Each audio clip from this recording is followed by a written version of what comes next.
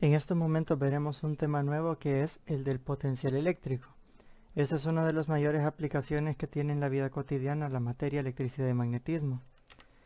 La definición del potencial eléctrico es una cantidad de energía potencial eléctrica por unidad de carga.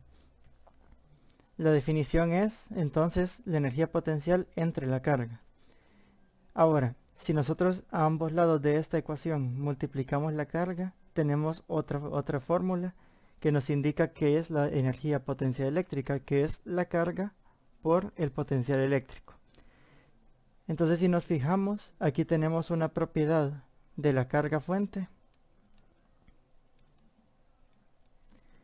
y aquí tenemos una propiedad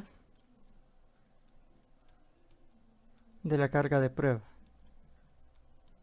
De igual forma, cuando hablábamos de campo eléctrico, esta era una propiedad de la carga fuente. Y cuando hablábamos de fuerza eléctrica, esta era una propiedad de la carga de prueba. Una analogía muy simple que podemos tener sobre qué es el potencial eléctrico es una altura. Entonces imaginémonos tenemos una pendiente con una pelota. Esta altura de acá nos indica una diferencia de potencial. Entonces aquí tenemos un potencial inicial y un potencial final. La diferencia de potencial no es más que el potencial final menos el potencial inicial. Ahora, la dirección en la que se está moviendo esta pelota es el campo eléctrico. Entonces podemos asumir que esto es una partícula positiva.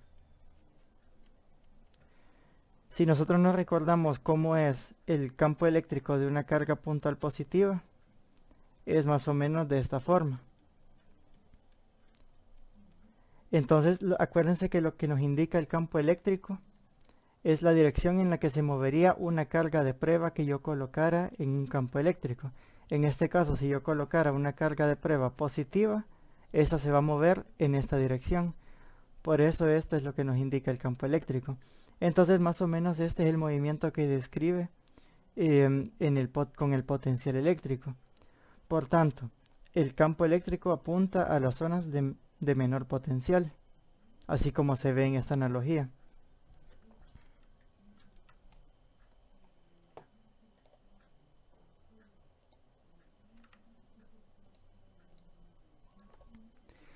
De la fórmula anterior que les mostré, podemos hacer una relación con el trabajo. Recordemos que el trabajo tiene como definición una integral definida desde A hasta B de la fuerza punto de L.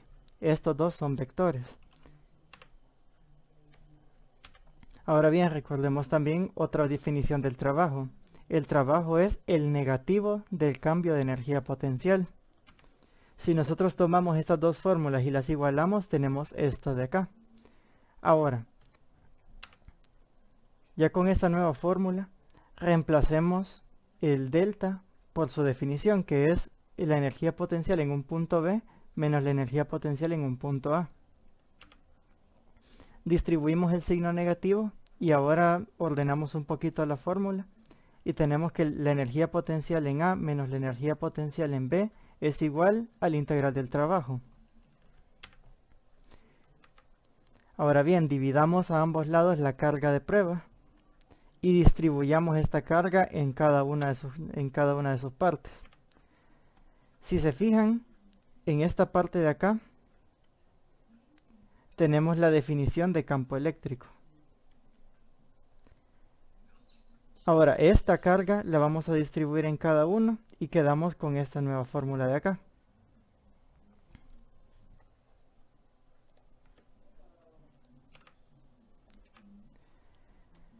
Ahora, en esta parte de acá tenemos la definición de potencial eléctrico. Entonces reemplazamos eso y tenemos esta nueva fórmula. Esta es la fórmula para calcular una diferencia de potencial.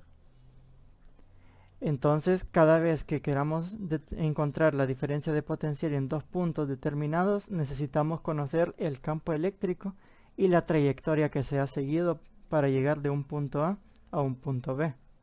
Esta trayectoria puede variar dependiendo si estamos trabajando con cargas, con distribuciones de carga lineales, o si estamos trabajando con distribuciones de cargas superficiales, e incluso con las cargas puntuales.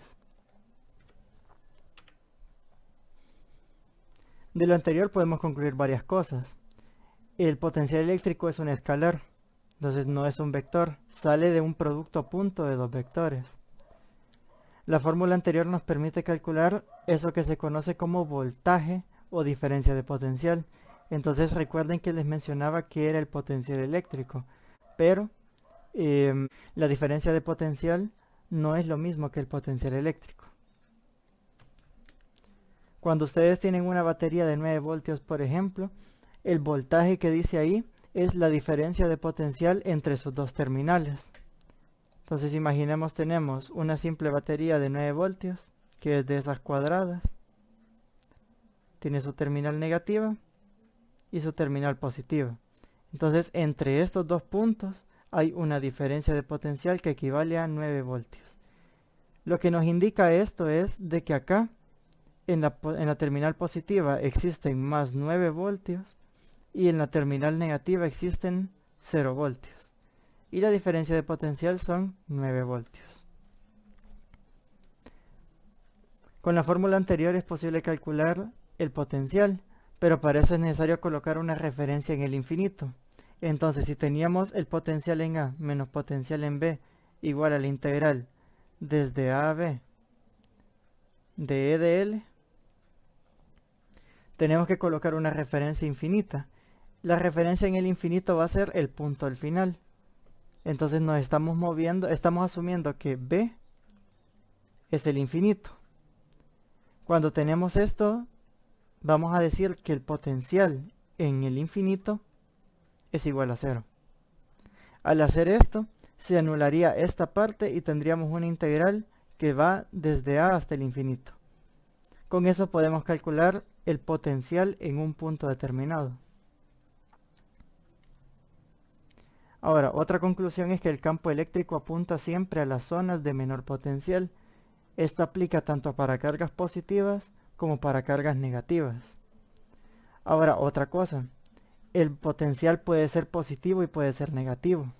Si es positivo, tenemos que considerar que si yo me encuentro en una parte más abajo, es un potencial menor al que si yo tuviera un punto más arriba. Pero ahora, si yo me encuentro en la parte negativa, si yo tengo un potencial en este punto y otro potencial mucho más abajo, el potencial en este punto es mayor, mientras que este potencial es menor, porque estamos considerando una recta numérica completa, desde menos infinito hasta más infinito. Todo lo que esté del lado de menos infinito es menor que todo lo que esté del lado de más infinito. Las unidades del potencial son Joule por Coulomb. Entonces esto equivale a voltios, que lo vamos a representar con una V.